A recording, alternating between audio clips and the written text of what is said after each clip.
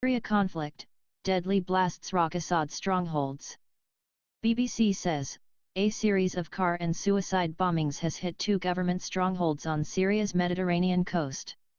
State media said at least 78 people were killed, while a monitoring group put the death toll at more than 120. 4 bombings targeted bus stations in the port city of Tartous and in Jableh, a town to the north, which have until now escaped the worst of the civil war. A news agency linked to so-called Islamic State, IS, said the jihadist group was behind the attacks.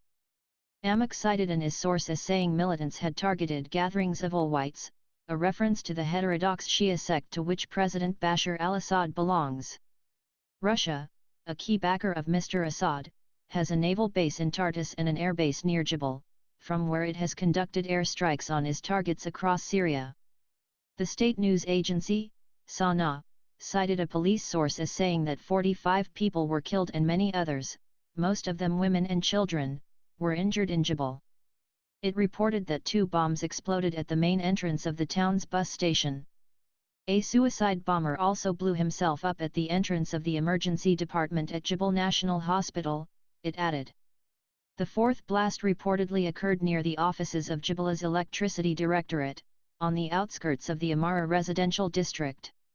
In Tartous, more than 33 people were killed and 47 injured, SANA said. A car bomb was detonated at the main gate to the city's bus station, while a suicide bomber detonated an explosive vest inside the facility, it added. Another bomber blew himself up in a residential area in the west of the city, according to SANA.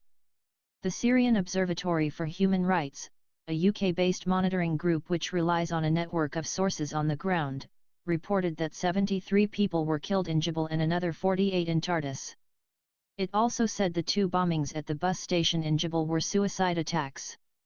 Information Minister Omran al-Zubi said terrorist groups were resorting to bomb attacks against civilians because they were unable to fight the Syrian army. We will not be deterred, he told Al Akhbariya TV. We will use everything we have to fight the terrorists.